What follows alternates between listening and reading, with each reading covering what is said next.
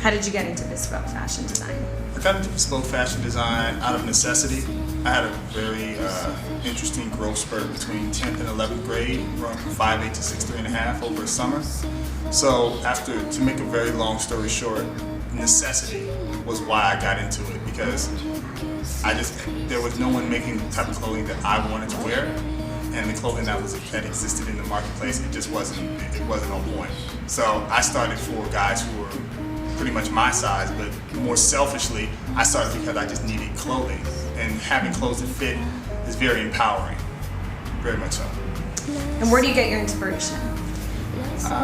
Inspiration comes from it comes from a lot of things. It comes from magazines, it comes from documentaries, it comes from just people watching sometimes. It can come from, you're out and about at a store, you may see a piece, or you may see a person who's wearing something and it looks really good. It comes from everywhere. Okay, and let's talk about the dog logo. Mm-hmm. The dog logo is an Irish Terrier. And the Irish Terrier is a master chameleon, able to adapt in any environment, and that's what Waraire Boswell is about. The pieces, everything is made. The ethos of the brand is allowing you to be a social chameleon, so you are able to adapt in any environment. So the attributes of the dog have been fused into a brand. That's pretty much the long and short of it. And so where is Waraire Boswell headed? Waraire Boswell is headed towards ready-to-wear, and also towards women's. It's a very competitive market, but it's a very lucrative market as well, especially if you have, a built-in clientele. I've been very lucky and blessed, truly, to have the clientele that I have, whether it be athletes, whether it be agents, whether it be just, barons of industry. I've been very blessed to have them, and they all have wives, and they've all been asking, well, when are you gonna do women's?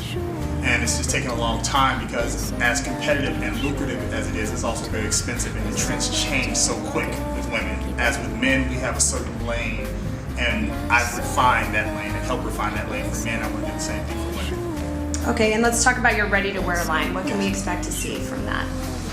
Well, to start, I'm going to do accessories. Let's start that again. In reference to the pieces, I'm looking to do more so accessories, more impulse buys to start before I go into like full-on collections. So I'd start with, there'll probably be some tees, there'll probably be some sweatsuits, there'll probably be hats, socks, those things, but they will be done as I would do them. So it's not like just like a regular Hanes beefy tee. It's like, it has more style aesthetic to it. Okay, and when can we expect to see that? You can expect to see that fall, summer and fall. For women, it'd be this summer, and for men as well. And for like the more ready-to-wear pieces, the full cut and sew, that'll be this fall and the following season. Where can we buy ready-to-wear? Well, it is my goal to have my own space, so you'll be able to purchase directly from me, and also from my web platform, and also understanding the importance of trade shows and being in other stores to kind of trumpet and champion my brand, probably in some retailers as well. But as that develops, I'll let you know. What store would you say encompasses you, or that you would love to see your clothes being sold in? I really like the aesthetic of opening ceremony. I like the way they just arrange things, the designers that they have, and there's really no rhyme or reason. It just more so has to do with, is your stuff good, and will our clients latch on, will they appreciate it? Like, I really like the way it's really casted very well. Beams in Tokyo would be a fantastic store as well. Confederacy in Los Angeles is great as well. Like, very much so boutiques, but like I'm really more so focused on having my own space, because with your own space you can control your own margins, you can put things on sale, you can mark them up as you want, mark them down as you want, whereas when you're dealing with retailers, it's a bit more constraining. So, Nordstrom's would be great to trumpet the brand, Bloomingdale's would be, great, Saks and Barney's, like all of those brands are great, but ultimately, you want to you want to control your own destiny, and you do that by having your own space. Nice. Let's talk about the NBA for a second. The finals are NBA's Fashion Week, so have you gotten any requests?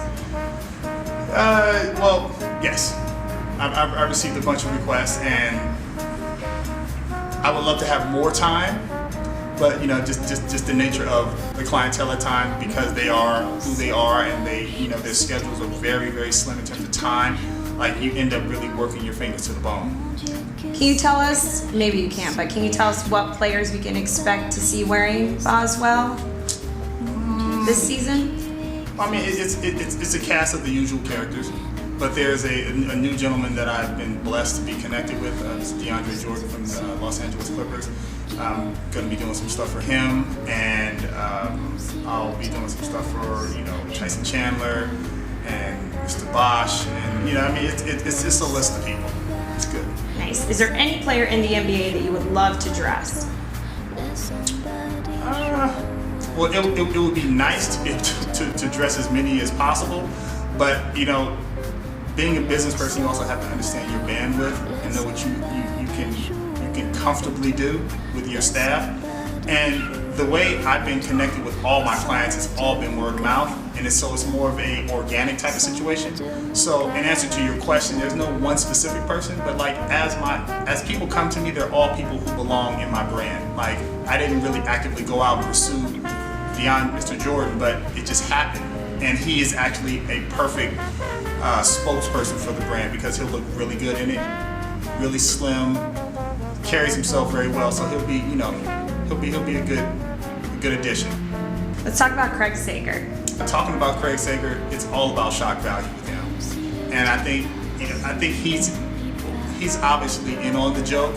So when players joke with him, like, he's like it just comes with the territory, because I think he realizes that everything he puts on is very ridiculous. I think he understands that. And Clyde Frazier. Clyde Frazier. You know, I have an associate named Kellyanne Barnett, and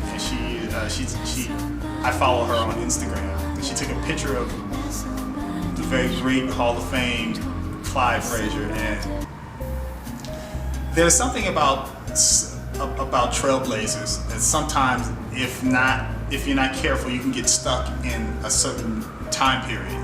And I feel that he is, and as handsome as he is, and for what he means to the game, and so many people who enjoy the Knicks, enjoy the NBA, I feel that he can do much better now, especially when there are gentlemen like me who will be very much so interested in helping him do something brand new. Now, I'm not saying he needs to throw away his wardrobe, nothing like that, but like, I would be interested just once in, like, you know, cutting that hair off, slimming the goatee up, putting a nice fitted suit on him that is 2013-14 appropriate. Just to do that. And I mean, like, I think that would be something that people would want to see, especially those people at Madison Square, because the outfits and the montages that they put together of his outfits are like, wow. Like, no. So, Mr. Frazier, if you're listening, if someone knows you, put us in contact with one another. We'll make this happen.